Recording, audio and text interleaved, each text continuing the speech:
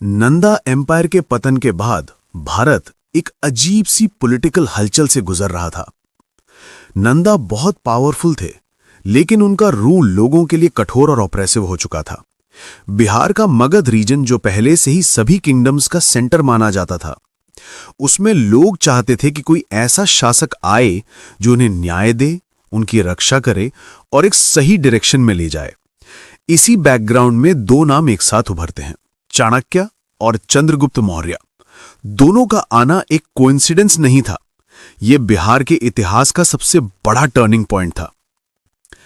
चाणक्य, तखल्लुस कौटिल्य या विष्णुगुप्ता ऐसे स्कॉलर थे जिनको सिर्फ पॉलिटिक्स नहीं बल्कि सोसाइटी के अंदर के फ्लॉज भी दिखाई देते थे। उन्होंने नंद रूलर्स की एरोगेंस, करप्शन और एडमिनिस्ट्रेशन की वीकनेस को बहुत गहराई से समझा। मगध उतना ही रिच था, उतना ही फर्टाइल था, उतना ही पावरफुल था, लेकिन उसका लीडरशिप वीक हो चुका था। चाणक्य ने सपना देखा था भारत को एक साथ लाने का, और यह तभी हो सकता था जब मगध पर एक स्ट्रांग विजनरी शासक आए। एक कहानी चलती है कि चाणक्य ने नंद कोर्ट में किसी बात पर इंसल्ट होने के बाद कसम खाई कि यह एम्पायर गिरेगा और एक नया राष्ट्र बनेगा। चाहे यह इंसिडेंट हिस्टोरिकल हो या सिंबॉलिक, इसका एसेंस यही है कि चाणक्य ने अपनी पूरी जिंदगी एक ऐसे लीडर को ढूंढने में लगा दी जो मगध को उसकी असली शक्ति तक पहुंचाए। और फिर आते हैं चंद्रगुप्त मौर्य, एक यंग डायनामिक यूथ जिसमें लीडरशिप का स्पार्क था जो दूसरों में नजर नहीं आता था। चाणक्य ने उन्हें ट्रेन किया, एक डिसिप्लिन वॉरियर, स्ट्रैटेजिस्ट और फ्यूचर एम्परर के रूप में तैयार किया। चंद्रगुप्त की ट्रेनिंग बिहार की मिट्टी में ही हुई, मगध के आसपास के क्षेत्रों में, जहां चाणक्य ने उन्हें पॉलिटिक्स का ग्राउंड रियलिटी दिखाया। यहां के विलेजेस, टाउन्स, मॉन्क्स, मर्चेंट्स, ये सब एक एम्पायर बनाने के लिए एसेंशियल पीसेस थे। चाणक्य ने उन्हें समझाया कि भारत का फ्यूचर मगध को संभालने वाले राज्य के पास होता है। नंदा एम्पायर को टारगेट करना आसान नहीं था। मगध उस समय इंडिया का सबसे स्ट्रांग किंगडम था, एलिफेंट्स का सबसे बड़ा आर्मी बेस, रिचेस्ट ट्रेजरी और heavily fortified cities, specially Pataliputra. लेकिन चाणक्य के स्ट्रैटेजी और चंद्रगुप्त की लीडरशिप स्लोली एक हल्के क्रैक से शुरू हुई और फिर एक बड़े पॉलिटिकल कोलैप्स में बदल गई। जब लोगों को नंदा गवर्नमेंट से डिससैटिस्फैक्शन बढ़ता गया तो चाणक्य ने ग्राउंड सपोर्ट बिल्ड किया। स्लोली एंड स्टेडीली एक यंग लीडर ने उन सब लोगों की आवाज बनकर एक नई पॉलिटिकल वेव शुरू की, जिसका नाम था मौर्यन एम्पायर। जब फाइनली चंद्रगुप्त ने मगध पर कब्जा किया तो सबसे पहला काम उन्होंने यही किया, पाटलिपुत्रा को कैपिटल बनाया। यही वो रीजन था जहां से नंदा रूल चलता था, यही वो रीजन था जिससे मगध की पहचान थी, और यही वो रीजन था जो अशोक के समय दुनिया का सबसे बड़ा एडमिनिस्ट्रेटिव सेंटर बनने वाला था। चंद्रगुप्त के रूल के शुरुआती सालों में बिहार एकदम सेंटर स्टेज पर था। यह सिर्फ कैपिटल नहीं था, यह एम्पायर का ब्रेन था, जहां से पॉलिसीज बनती थीं, जहां से एडवाइजर्स का नेटवर्क चलता था, जहां से आर्मी की डिप्लॉयमेंट होती थी और जहां से पूरे भारत को गवर्न किया जाता था। चाणक्य की अर्थशास्त्र, जिसे इंडिया का पहला साइंटिफिक एडमिनिस्ट्रेटिव टेक्स्ट माना जाता है, उसमें जितने भी rules, taxation, espionage, policing, trade policies लिखे हैं, उनका प्रैक्टिकल इंप्लीमेंटेशन पाटलिपुत्रा में ही होता था। बिहार का सिटी स्ट्रक्चर, उसके मार्केट्स, उसके गिल्ड्स, सब एक एफिशिएंट मॉडल पे शिफ्ट हुए। चंद्रगुप्त का रूल सिर्फ मगध को स्टैब्लिश करने तक सीमित नहीं रहा, उन्होंने फॉरेन फोर्सेस को भी इंडिया से बाहर धकेला। अलेक्जेंडर के सक्सेसर सेल्यूकस निकेटर से उन्होंने समझौता किया और उसके बदले पावरफुल वेस्ट को बाउंड्री पे रोक दिया। इसका मतलब यह था कि बिहार से चलने वाला राज्य अब पूरी इंडियन सबकॉन्टिनेंट की रक्षा कर रहा था। समय गुजरता है और चंद्रगुप्त जैन धर्म अडॉप्ट करते हैं। जैन ट्रेडिशंस में माना जाता है कि उन्होंने अपना अंतिम जीवन श्रवणबेला गोला में तपस्या में बिताया, लेकिन उनका एम्पायर, उनका एडमिनिस्ट्रेशन, उनकी बुनियाद, ये सब बिहार में ही रह गया। और उनका अगला उत्तराधिकारी बिंदुसारा ये एम्पायर और भी स्ट्रांग बनाने वाला था।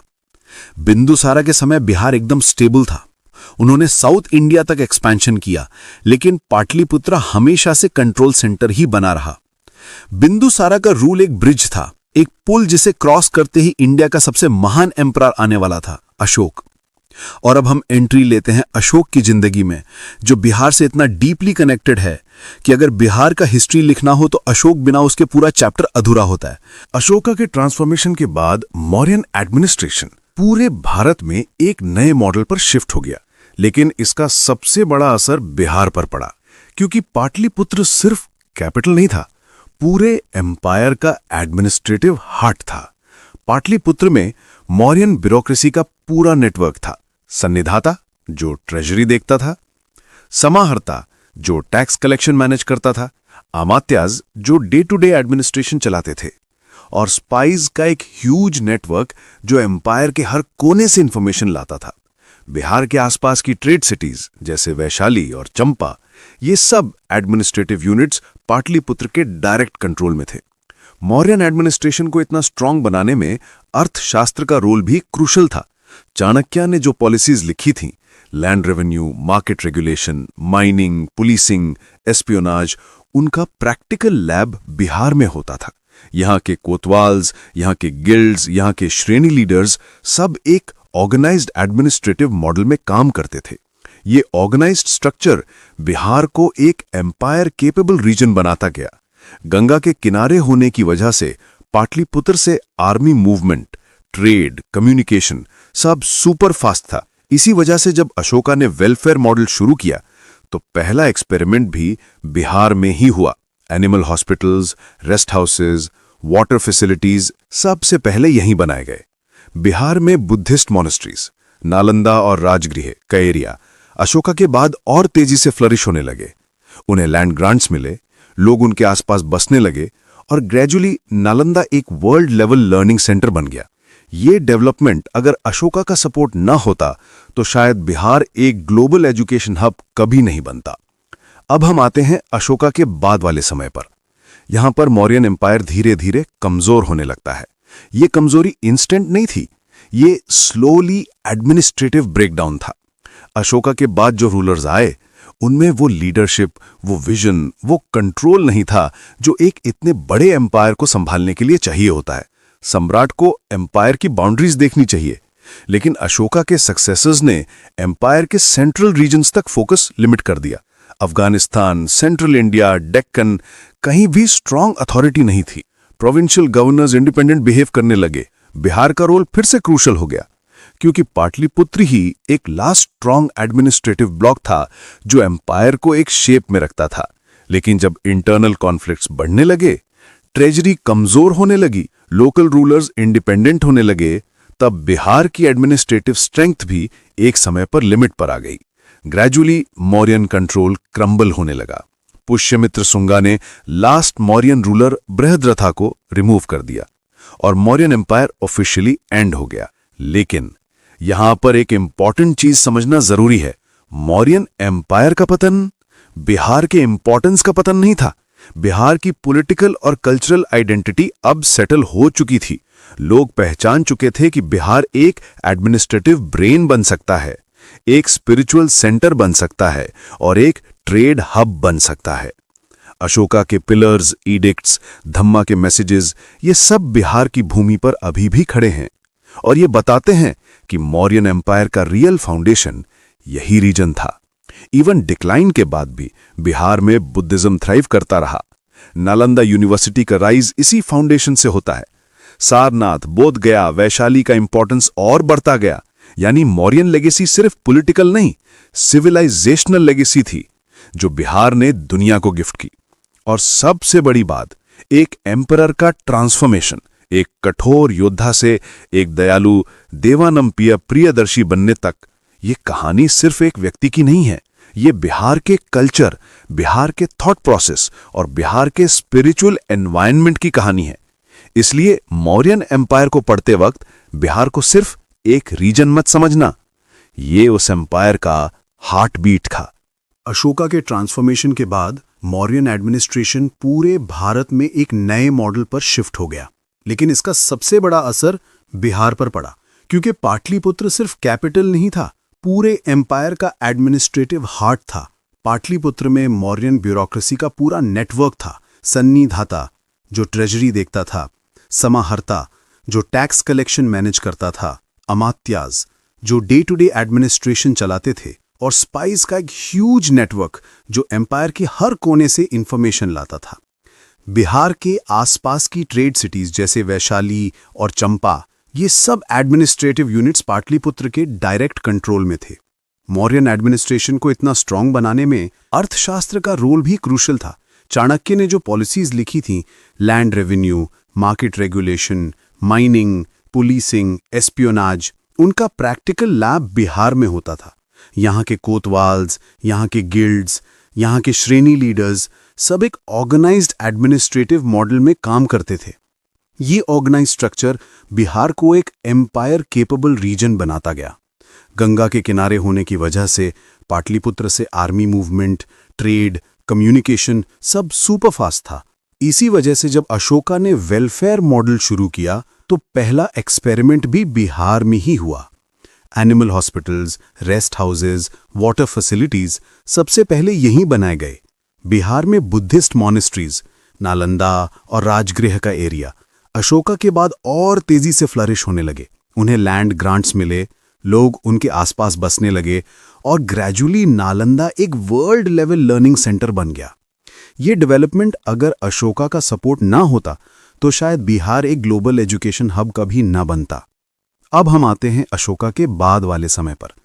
यहां पर मौर्यन एम्पायर धीरे धीरे कमजोर होने लगता है। ये कमजोरी इंस्टेंट नहीं थी, ये स्लोली एडमिनिस्ट्रेटिव ब्रेकडाउन था।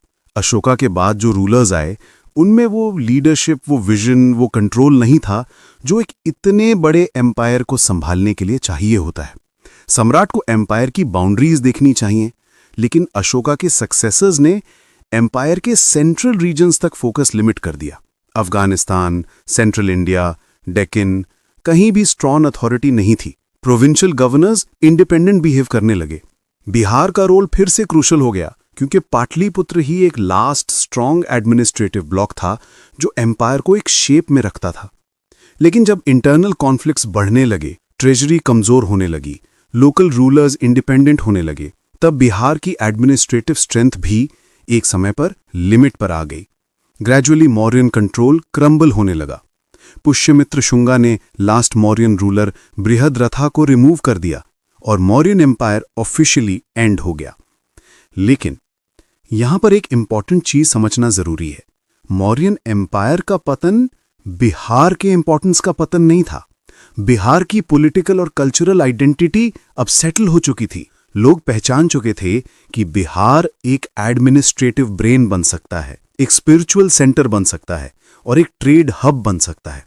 अशोका के पिलर्स, एडिक्ट्स, धम्मा के मैसेजेस, ये सब बिहार की भूमि पर अभी भी खड़े हैं और ये बताते हैं कि मौर्यन एम्पायर का रियल फाउंडेशन यही रीजन था। इवन डिक्लाइन के बाद भी बिहार में बुद्धिज्म थ्राइव करता रहा। नालंदा यूनिवर्सिटी का राइज इसी फाउंडेशन से होता है। सारनाथ, बोधगया, वैशाली का इंपॉर्टेंस और बढ़ता गया। यानी मौर्यन लेगेसी सिर्फ पॉलिटिकल नहीं, सिविलाइजेशनल लेगेसी थी जो बिहार ने दुनिया को गिफ्ट की। और सबसे बड़ी बात, एक एम्परर का ट्रांसफॉर्मेशन, एक कठोर योद्धा से एक दयालु देवानम प्रिय प्रियदर्शी बनने तक, ये कहानी सिर्फ एक व्यक्ति की नहीं है। यह बिहार के कल्चर, बिहार के थॉट प्रोसेस और बिहार के स्पिरिचुअल एनवायरनमेंट की कहानी है। इसीलिए मौर्यन एम्पायर को पढ़ते वक्त बिहार को सिर्फ एक रीजन मत समझना, ये उस एम्पायर का हार्ट बीट था। तो दोस्तों, आज का हमारा मौर्यन एम्पायर का बिहार स्पेशल चैप्टर यहीं समाप्त होता है। आज हमने समझा कि कैसे चाणक्य और चंद्रगुप्त ने मगध से एक नया राष्ट्र खड़ा किया, कैसे बिंदुसारा ने एम्पायर को एक्सपैंड किया और कैसे अशोका ने बिहार की धरती पर अपने आप को फिर से पहचाना और पूरे भारत को एक नए मॉरल पाथ धम्मा से इंट्रोड्यूस किया। मौर्यन पीरियड सिर्फ एक राजवंश की कहानी नहीं, ये बिहार की आइडेंटिटी का बैकबोन है। पाटलिपुत्र, बोधगया, राजगृह, वैशाली, ये सब इस गोल्डन एरा को अपने अंदर आज भी संभाले हुए हैं। अगर ये ऑडियो लेक्चर आपको पसंद आया हो या आज कुछ नया सीखने को मिला हो तो वीडियो को लाइक करें और हमारे चैनल सिलेक्शन यूनिवर्सिटी को सब्सक्राइब जरूर करें। आपका सपोर्ट ही हमें रोज नए प्रीमियम लेक्चर्स लाने का हौसला देता है। कल के सेशन में हम एक और इम्पॉर्टेंट चैप्टर लेकर आएंगे। तो तब तक सुनिए, समझिए और रिवीजन जरूर कीजिए। धन्यवाद दोस्तों। जय हिंद।